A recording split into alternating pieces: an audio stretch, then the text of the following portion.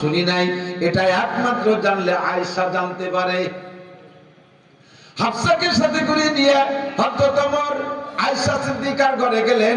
যে ওমর জিজ্ঞেস করছে, ইয়া উম্মাল মুমিনিন আতাদরি মিন হাদিস রাসূলুল্লাহ সাল্লাল্লাহু আলাইহি ওয়াসাল্লাম, ও মা আয়েশা, তুমি কি নবী পাকের কাছ থেকে কোন হাদিস জানো নারীদের শিক্ষা সংক্রান্ত? নারীরা কতটুকু লেখাপড়া করবে এটা কি তুমি জানতে পারছো হুজুরের থেকে? সিদ্দিকা আয়েশা বললেন, পালাত নাম, জি আমি জানি, খলিফাতুল মুসলিমিন, আমি জানি নবী আলাইহিস সালাতু ওয়াস সালাম নারীদের শিক্ষা সংক্রান্ত কি বলেছেন। বলো কি বলেছে?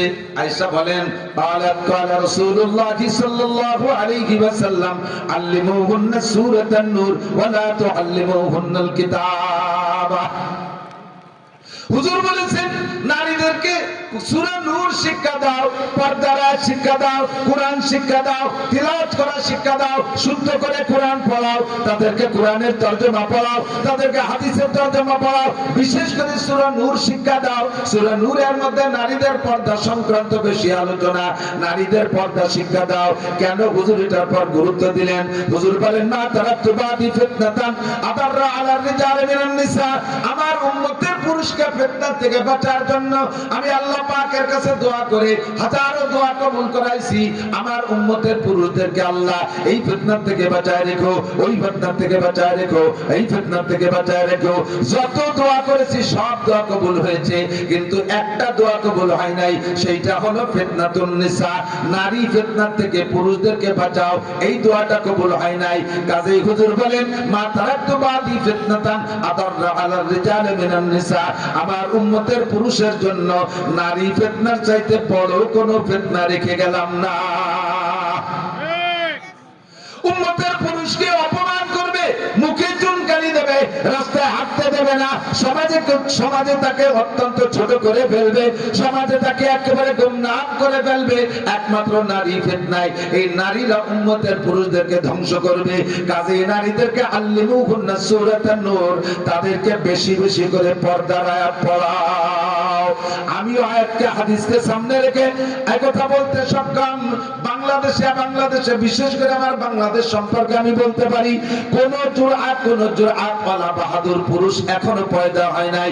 যত বড় খারাপ হোক, যত বড় চরিত্রহীন হোক, যত বড় বাহাদুর পুরুষ হোক না কেন, যত বড় বংশীয় হোক, যত বড় দলীয় হোক না কেন, আরে ছোট্ট থেকে ছোট্ট একটা গরিব পরিবারের মেয়ে, একটা একেবারে গরিব নিচু পরিবারের মেয়ে, ভাঙ্গা ঘরের মধ্যে থাকে, ও যদি শতভাগ পর্দা করার চেষ্টা করে পর্দার মধ্যে থাকে, ওই মেয়েটাকে অপহরণ করছে, ধর্ষণ করছে, এর নজির খুঁজে পাওয়া যাবে না।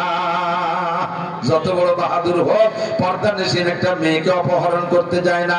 যারে না দেখছে তারে অপহরণ করবে কিভাবে?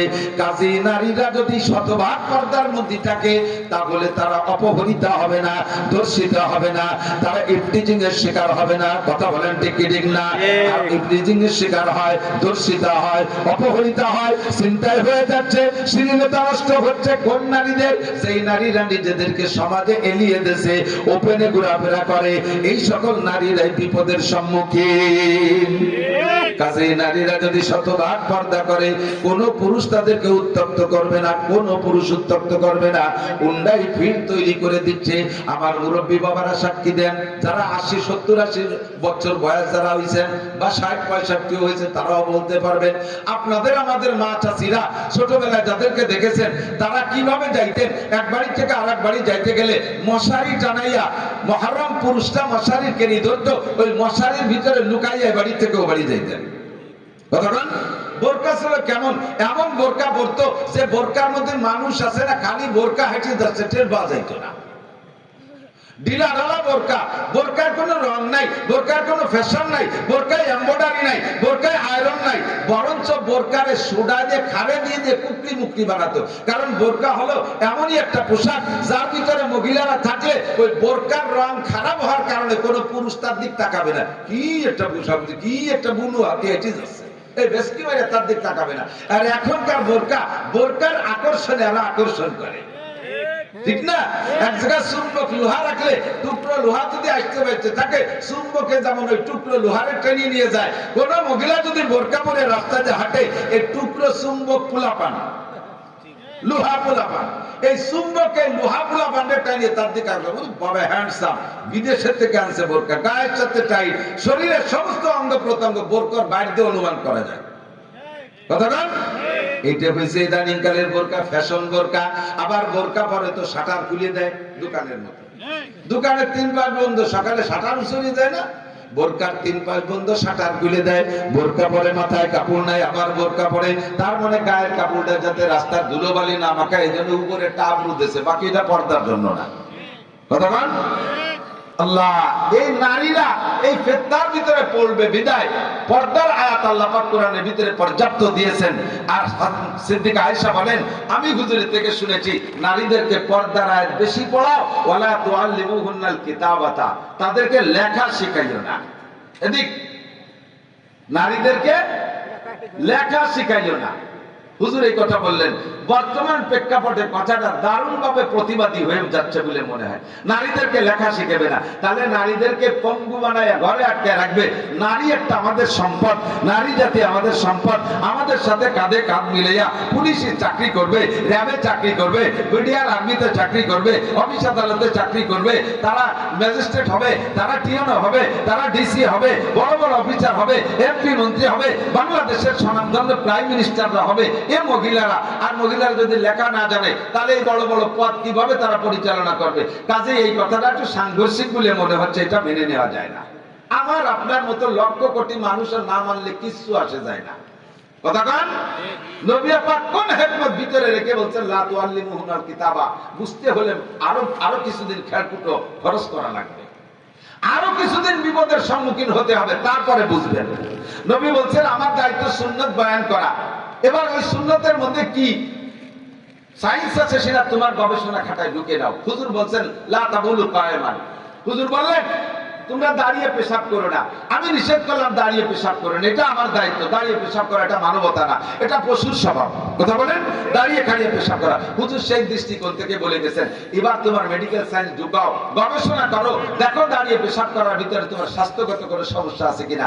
মেডিকেল সায়েন্সের ডাক্তাররা বলে দিয়েছে দাঁড়িয়ে পেশাব করা মুহাম্মদুর রাসূলুল্লাহ নিষেধ করেছেন, উনি তো ওনার শরীয়ত বয়ান করে দিয়েছেন, বাকি ওর ভিতরে সায়েন্স রয়েছে। গবেষণা করে দেখলো দাঁড়িয়ে পেশাব করলে চোখের পাওয়ার দ্রুত কমে যায়, দাঁড়িয়ে পেশাব করলে স্বাস্থ্যগত দিক দিয়ে চেহারা লাবণ্যতা নষ্ট হয়ে যায়, দাঁড়িয়ে পেশাব করলে ঘন পেশাব খুব তাড়াতাড়ি আসে, দাঁড়িয়ে পেশাব করলে ডায়াবেটিস হয় তাড়াতাড়ি, দাঁড়িয়ে পেশাব করলে কিডনি মাইর খায় তাড়াতাড়ি। হুজুর বললেন আমার দায়িত্ব, আমি সুন্নত বলে দিচ্ছি দাঁড়িয়ে পেশাব করো না। এবার তুমি ওর মধ্যে গবেষণা করে দেখো তোমার লাভ লস কি আছে, সেটা তোমার ব্যাপার। হুজুর বললেন দাড়ি কাটো না, দাড়ি কেটো না, কসু সার বা বাপুল্লোহা, মস্তে ছোট করো, দাড়িরে বড় করো, এটা আমার সুন্নত বয়ান করার দরকার বলছি। এবার তোমার গবেষণা তুমি করো ওর মধ্যে, দেখো তোমার সায়েন্স আর তোমার স্বাস্থ্যের সাথে কোনো সম্পর্ক আছে কিনা। মেডিকেল সায়েন্স আলাদা গবেষণা করে দেখলো দাড়ি যত কাটে বেশি তত পাকে তাড়াতাড়ি। 1 নম্বর মাইল। কথা কন, দাড়ি কাটছেন কি জন্য? নিজেকে ইয়াং রাখার জন্য, তাই তো নাকি বলেন? চাচা হবেন না, জীবন ভরে ফুকা থাকবেন। দাড়ি রাখলে চাচা হয়ে যায়, চাচা হবেন না বলে ফুকা থাকবেন, বিদায় দাড়ি কাটছেন, তাই তো? হঠাৎ করে একদিন দাড়ি কাটতে কাটতে বহুকাল ফুকা রয়েছেন, হঠাৎ করে কোন ইসলামী সংগঠনের সাথে যোগ দিয়েছেন, তারা বললো আর দাড়ি কাটা যাবে না।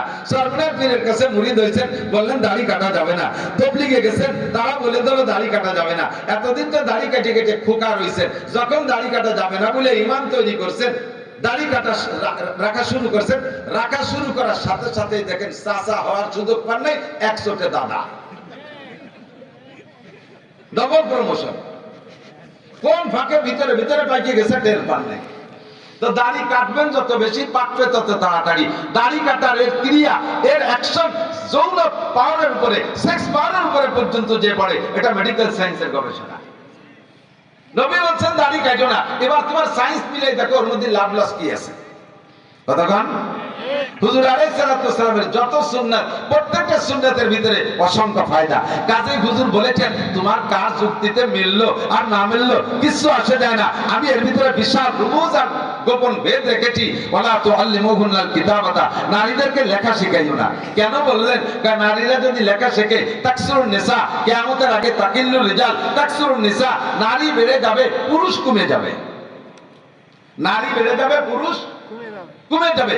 আজকেই দেখেন, দেখা তো সম্ভব না, দেখবেন ওরা আপনারা এখানে পুরুষ যে কয়জন আসছেন এর থেকে 10 গুণ বেশি হয়েছে মহিলা। আল্লাহর গজলে মহিলাদের বর্তমান প্রোডাকশন খুব ভালো। বিরাই বাড়ি 4টা মাইয়ে একটা ছেলে, 5টা মাইয়ে একটা ছেলে, 7টা মাইয়ে একটা ছেলে। এই বিরাই বাড়ি 2-1টা বেশ কম থাকতে পারে। আমাদের বাড়ি আবার ওই যাবে না, আমার 5 ছেলে 2 মেয়ে। তো বেশিরভাগ এক ক্লিনিকের মালিক বলতেছে, হুজুর এই কয়েকদিনে আমার হাসপাতালে 30টা বাচ্চা ডেলিভারি করাইছি, তার ভিতরে 3টে ছেলে 27টে মেয়ে। 1500 বছর আগে বিশ্বনবী বলে গেছেন, তাকিল্লুল রিজাল তাকসুরুন নিসা। জন্মগত সূত্রে নারীর প্রোডাকশন বেশি হবে, পুরুষ কমে যাবে। 2 নম্বরে বিভিন্ন যুদ্ধ বিগ্রহে এ জায়গা যাইয়া পুরুষ মারা যাবে, নারীরা থেকে যাবে। এই বিভিন্ন কারণে নারী বেড়ে যাবে, পুরুষ কমে যাবে। তার পরিমাণে কত? প্রত্যেক একজন পুরুষের জিম্মায় 50 জন মহিলা হবে।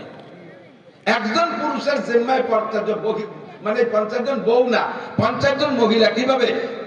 বউ দিয়ে, মাইয়ে দিয়ে, মা দিয়ে, দাদি, নানি, ভাগ্নি, ভাতিজি, এইভাবে দিয়ে দিয়ে ইত্যাদি মিলাইয়া প্রত্যেক 50 জন মহিলার মাথায় একজন পুরুষ থাকবে।